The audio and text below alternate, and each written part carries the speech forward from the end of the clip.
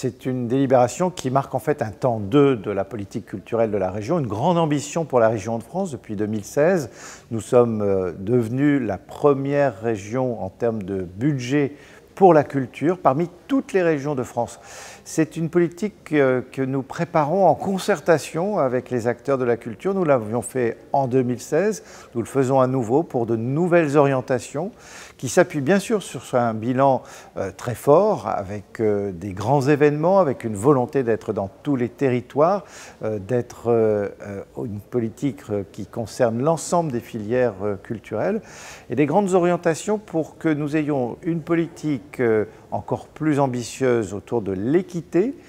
à l'adresse de l'ensemble des habitants, sur l'ensemble des territoires, pour l'ensemble des disciplines et des esthétiques culturelles. Et puis l'ambition aussi de faire que la culture soit un élément moteur de l'ambition pour la transition écologique, notre ambition REV 3, qui est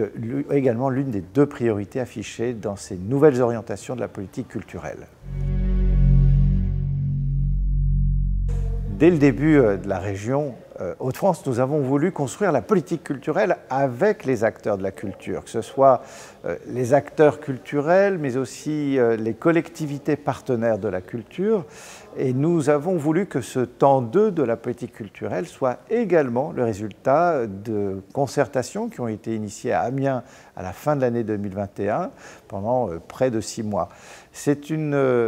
marque de fabrique de la région, cette volonté du dialogue avec les acteurs culturels. Et nous avons d'ailleurs récemment, au sein de la conférence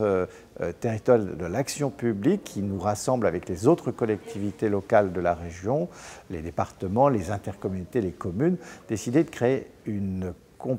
commission culture qui va nous permettre de pouvoir notamment travailler sur la notion d'équité territoriale en travaillant à une géographie prioritaire de nos interventions. Alors les nouveautés dans cette délibération d'orientation de la politique culturelle, c'est d'abord une volonté d'être plus compréhensible, plus lisible, avec 2 priorités politiques qui sont affirmées, cette notion d'équité, cette volonté d'être dans la transition écologique. C'est une volonté aussi d'apporter de la sécurisation des financements pour les acteurs culturels avec un nouvel outil, les conventions de partenariat bilatéral qui vont nous permettre de donner de la durée aux engagements financiers à l'égard des structures culturelles et des opérateurs structurants en particulier. C'est la volonté de positionner la région Hauts-de-France aussi comme un aménageur culturel du territoire avec des perspectives d'appel à projets pour pouvoir soutenir en ingénierie la construction de projets culturels de territoire, de pouvoir faire en sorte que nous soyons aussi à l'adresse des changements d'habitude de vie des habitants suite à la crise sanitaire et d'être dans ce dialogue avec les acteurs culturels de notre région.